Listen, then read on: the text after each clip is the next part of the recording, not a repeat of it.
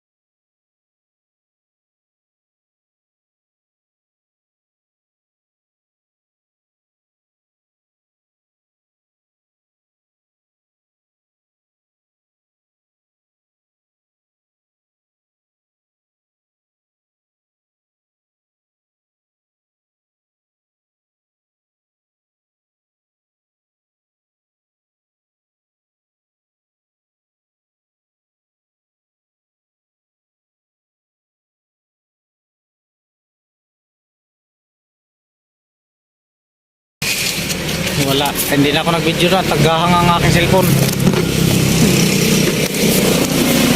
Uwi na. Hindi nakahuli ng mamaw.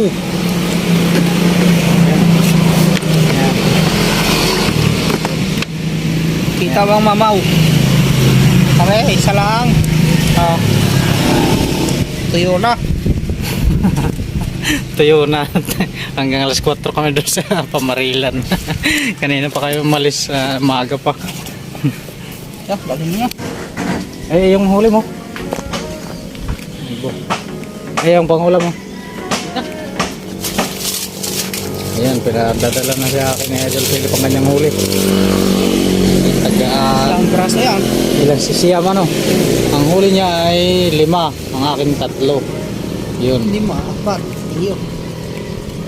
3 lang ang akin. Siyam eh.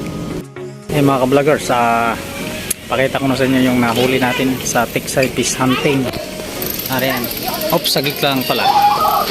Bago ko sa iyo ipakita, mag-subscribe muna kayo at pakishare ng aking video. Ano mga vloggers, ayun o, tingnan mo, hindi ka pa nag-subscribe. Subscribe ka muna, pakita ko sa inyo yung nahuli ko. Ha, ayan, yun, nag-subscribe na. So yun mga vloggers, ay pakita ko na sa inyo ha, at nag-subscribe na kayo. Pakita ko na sa inyo yung nahuli ko. Stay tuned vloggers, yung nahuli natin. Ito mamaw, isa, dalawa, buhay pa, 3, buhay pa ito, 4, 5, 6, 7, 8.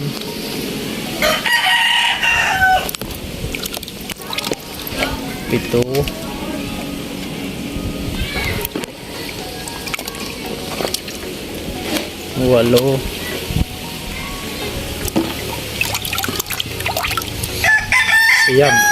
Ayan. Isang malaki. Pero yan ang kasarapan sa mga dalag, mga gayang kalalaki. So yun mga ka-vloggers, yung huli pala, ang huli ko dyan ay 3 lang. Ito lang. Tsaka ito. Yun lang. Ito lang 3. Ito. Tsaka ito. Huli yan ni Idol Philip. So yun mga ka-vloggers, yan ang nahuli natin sa araw na ito. Hindi ko na i-voice over to at minsan ay hindi naman masyado malakas ang hangin ayan yung nahuli natin sa araw na ito. Yung kay Idol Philip nga pala huli, binigay sa akin kasi malapit ng birthday ko.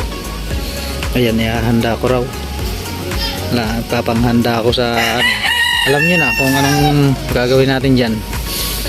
So yun mga vlogger, yan ang nahuli mga vloggers. Ayun. Pasensya na kayo sa mga video kong walang kasi nung kagandahan kasi hindi man lang makita ninyo yung yung camera nga pag bibidyo ko na mapuputukan yung isda paano makuha kasi napakahirap mag vlog nang walang nagka-camera. Bago tayo makahuli, bago tayo mag set up ng camera, yun nakatakbo na yung isda. At yun na nga, sana ay mag-sponsor sa atin ng camera kahit yung mga yung panglagay lang sa ulo, yung maliliit na camera. So yun mga vloggers, hanggang dito muna yung ating vlog.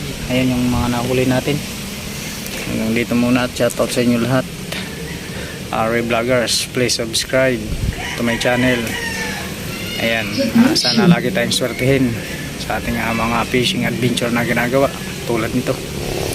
At hanggang dito na lang, nagmamahal, Ray Vloggers in this vlog. Bye bye.